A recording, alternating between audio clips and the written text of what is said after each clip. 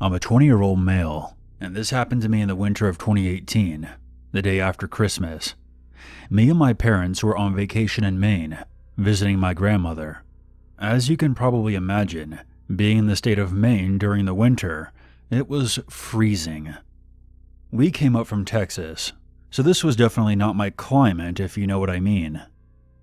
My parents had gone out to visit a friend who lived in the area, while me and my grandmother stayed back and watched some movies. My grandmother turned in at about 8 o'clock, and I eventually got bored of watching TV, so I decided to put on my coat and go for a walk outside. My grandmother's neighborhood has this neat stone maze, complete with angel statues and fountains. It was really cool, and something you really don't see a whole lot in neighborhoods these days. My grandmother's neighborhood was one of those 50-plus communities. I doubt you could have something like this in a neighborhood full of kids without it getting defaced with spray-painted pictures of penises or something. For me, I actually admired works of architecture like this, and was impressed by the amount of effort it must have taken to construct it. It was open from dusk till dawn. However, my grandmother told me that there was no neighborhood security during the holidays, and no one would say anything if I wanted to go through the maze after hours, so I did just that. I brought a flashlight with me, of course, and it took me about 5 minutes to reach the entrance of the maze from my grandmother's place. The maze wasn't massive, but it was big enough that you could get turned around, at least for a little bit. If I could give you guys a somewhat accurate visual of this maze, think of the maze in Resident Evil 4, where Leon had to fight off those dogs and gather puzzle pieces. That's roughly the same size as this maze. When I walked through this maze during the daytime, I would usually listen to my headphones, but something told me not to put them on that night, and it's a good thing that I followed my instincts. After I'd say it was about 10 minutes, I suddenly heard the sound of metal scraping against the stone walls. As soon as I heard the sound, alarm bells went off in my head. I froze in place and carefully listened for any other sounds. The scraping noise came again, except this time there was a deep voice that followed it. "Abandon hope, all ye who enter here." This sent chills down my spine, realizing that I was now in a maze, at night, with a possible maniac. The maze had these areas where a statue or a fountain would be. In these locations, there was shrubbery that lined the maze walls. There was just enough space between the wall and the bushes for a small person like me to hide behind. And since I didn't know the best route to exit the maze from where I was, I decided that the best course of action was to hide. I made my way into the area where a statue of David the Archangel was, and I quickly took cover behind the shrubbery that lined the walls. The streetlights located outside of the maze provided enough light for you to see your surroundings. However, it was still dark enough to obscure the details of objects and people. I feel that I needed to point that out, because from my hiding spot, I could see the corridor that I entered from. After about a minute, I watched a dark figure emerge from the shadows and make its way in front of the statue. I remember thinking how awesome it would be if the statue came to life and helped me out of this situation. But that thought quickly faded when the figure made its way directly in front of me. I could now see that it was holding something in its hands. I know that I said that you really couldn't tell any distinguishing features of objects because of the poor lighting. However, it was obvious what the figure was holding. Even in the dark, I could make out the distinct shape of a pickaxe. As the figure moved slowly through the area, I heard what I can only describe as teeth clattering. This only disturbed me even more as the dark shadow moved to the other side of the area and disappeared into the opposite corridor. After a few minutes of gathering my wits, I was reasonably sure that if I went back down the way I came, I could backtrack and make my escape. I cautiously moved out from my hiding spot to the corridor. I stopped in my tracks as I heard the sound of metal scraping again. It was coming from the opposite corridor where the figure had vanished. Before I could turn to look, I heard that same deep voice cut through the silence. I see you. I turned my head to see the figure running towards me, pickaxe raised above its head. That's when I took off through the corridor and frantically made my way through the dark maze. There was no time to navigate through the maze properly, so I just had to guess my way through the labyrinth as the lunatic with the pickaxe closed in behind me. After about 5 minutes of twists and turns, I finally saw the exit. I tore through the snow-covered ground and towards the opening. Just before I crossed the threshold, I heard a loud smash coming from right behind me. I gave a quick glance to see the pickaxe lying in the snow by the entrance. What I think happened was that my pursuer saw that I was about to exit the maze and decided to heave his pickaxe at me, but missed. As soon as I was outside of my grandmother's house, I pulled out my phone and called the police. But like with most stories like this, they arrived too late. Having experienced this myself, I can tell you that this outcome does make sense. My assailant failed to capture or kill me, so I don't think that they would stick around for the police to show up. The officers took my statement and did a thorough search of the area. They also had a squad car patrolling through the neighborhood for the rest of that night. I didn't tell my parents or my grandmother what happened until the next day. I figured that there was no need to worry them that night. I consider myself to be a pretty level-headed person, and that's mainly why I chose to share my story. Situations like this are terrifying, but you have to try to keep your wits about you. If I had lost my composure in that maze, I'm pretty sure that pickaxe would have found its way into my skull.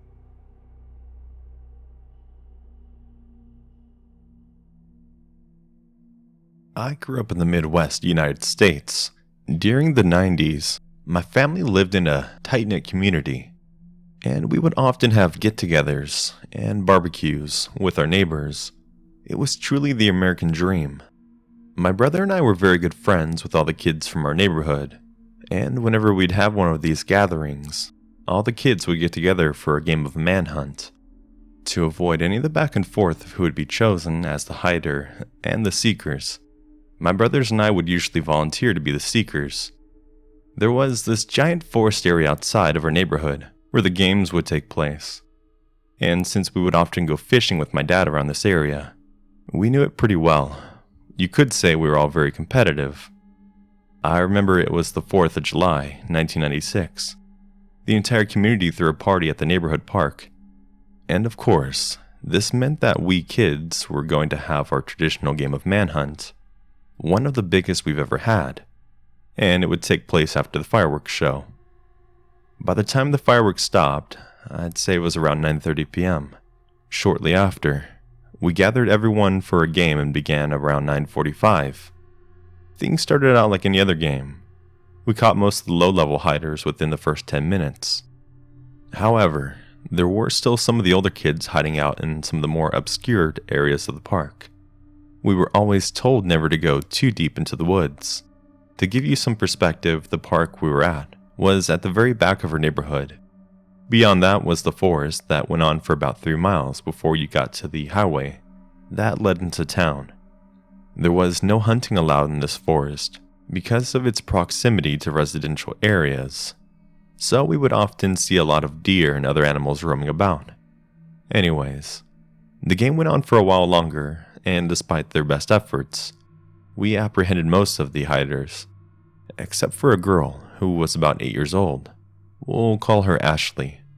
I found this to be very odd because Ashley wasn't the best hider. We made our way to the small lake besides the clubhouse. This was the last area we would check before letting someone know that we couldn't find Ashley. It was about this time that I began to feel this sinking feeling in my stomach. I was only 11 years old at the time, but I could tell there was something wrong. I distinctly remember seeing the moon reflecting brightly upon the surface of the water as we made our way around the lake. When we got to the far side of the lake, we started hearing a strange noise coming from within the trees. It sounded like someone was being brutally stabbed over and over again, but no screams were accompanying the awful sound. The three of us approached the tree line. When my brother pointed his flashlight into the trees, we saw a hooded figure with its back turned to us. They appeared to be kneeling down and stabbing at something with a large hunting knife.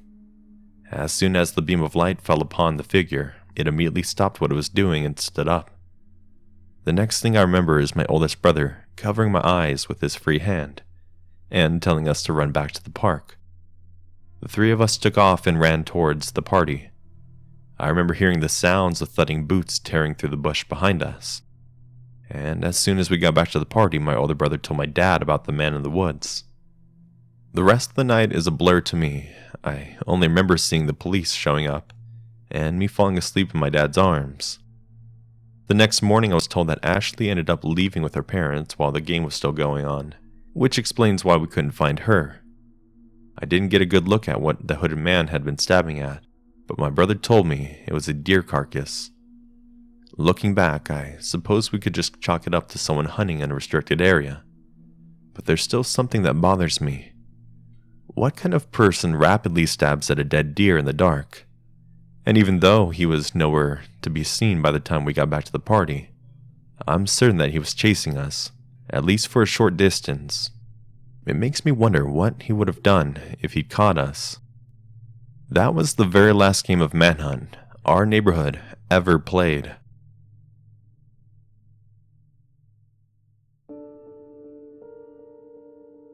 I'm a female in her 30s. I was born and raised in Gainesville, Florida. About a decade ago, while I was still in college, I would often take babysitting jobs to make extra money. I usually would watch Mrs. Gruder's two young boys named Ashton and Samuel. They were twins and were very well behaved. It was always a pleasure spending the night with them. This was around late October on a Friday. Right after my class let out, I went straight over to Mrs. Gruder's place. She and her husband planned on going out of town for a few days, and I was to watch over the twins until their aunt came over on the following day. This worked out well for me, because the boys and I would usually watch TV in the living room until around 8:30, which was when I was to put them to bed. I planned on spending the rest of the night studying for the upcoming mid-semester exam. After I put the boys to bed, I was working on my laptop in the living room, when suddenly, that eerie feeling of being watched came over me. I tried to shake off this feeling, but I became increasingly uncomfortable. It got so bad that I had to get up and look out the back patio door. When I looked out, the only thing I saw was an empty backyard. But something did catch my eye. Towards the fence that separated their yard from the neighbors was one of those old metal swing sets. I remember Mrs. Gruder mentioning at some point that it was left over from the previous owners of the house. There were only two swings on the set, and one of them was rocking back and forth, the way it would if someone had just gotten up from it. When I turned back around, I was nearly startled to death to see that Sam was standing directly behind me. My heart nearly jumped out of my chest. After stopping myself from going into cardiac arrest, I asked Sammy what he was doing out of bed. His response made my blood turn to ice. "The woman with no head is keeping me up. Can you please tell her to leave?" I was floored to hear him say that, especially after experiencing that uneasy feeling while I was studying. But my rationality took a hold of me, and I told him that he just had a bad dream. But he asked me to come with him back to his room and stay with him until he fell asleep again. Of course, I obliged him. I adored Sammy, and I would have done anything for him or his brother. When we got back into his bedroom, I was surprised to see that Ash was sitting up in bed. As soon as he saw us, he asked his brother, "Did you tell her about the woman that was in here?" Sam responded, "Yes, but she thinks I was having a bad dream. I didn't know that you saw her too." I was immediately put on edge. If Sammy was just having a nightmare, why did Ashton see the same thing? I tried my best to convince the boys that because they were twins, they shared a special connection. And when one of them would have a bad dream, the other could sometimes feel it too. I didn't believe my own words, but I didn't want to bring up the word ghost because I didn't know how their mother would react to me explaining to them what a ghost was. I decided to stay with the boys and read them a bedtime story until they fell back asleep. Once they were both snoring again, I made my way back into the living room. I immediately noticed that I never closed the blinds above the patio door. As I approached the door, a stranger stepped into view. It was a woman wearing an old-fashioned dress. She appeared to have no color to her. She looked like she came right off the screen of one of those old-timey black and white movies. She did not look like someone who was living in the 21st century. The woman stared daggers at me. I could feel the hatred behind her cold eyes. What happened next is something that I still try to convince myself didn't happen, but my memory is just too vivid for me to be making this up. The woman's head did a 360 and then simply fell off her body. I remember putting one hand over my mouth to stop myself from screaming. The headless apparition remained standing, even after its head fell off. I know that what I'm about to say will make no sense to anyone listening, but I could still feel the woman's cold stare, even though her head was now gone. The image of the headless woman faded from view, and I quickly closed the blinds and made my way back into the boys' bedroom. I slipped under the covers with Sammy and stared at the bedroom door until I eventually passed out. I told no one about what I saw. It wasn't until I got into my car after the boys' aunt came to relieve me that I had a complete nervous breakdown. I never told the Gruters what I experienced because I didn't want to risk them switching babysitters. I cared too much about Ash and Sammy to allow something like this to prevent me from ever seeing them again.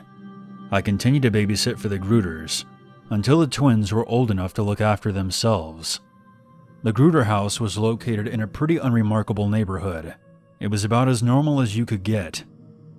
Paranormal activity was the last thing I ever expected to experience there. Gainesville has quite the history, so I'm pretty sure there are more than a few restless spirits wandering about. And although I never went through anything like that again, I would still sometimes see one of those old swings rocking back and forth in the dark.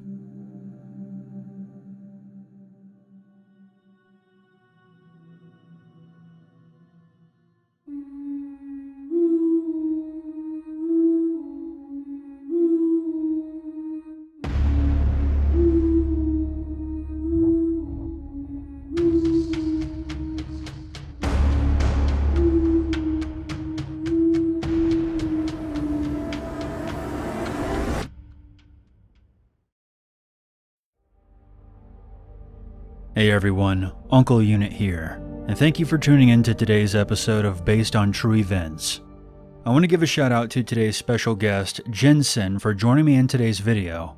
If you enjoyed his narration and would like to hear more creepy stories, I recommend that you check out his channel. A link will be in the description. And if you would like your story to be featured in this series, send in your written experience to the email that you see on screen now. You guys have a great weekend. And until next time, never forget. There's always a reason to be afraid.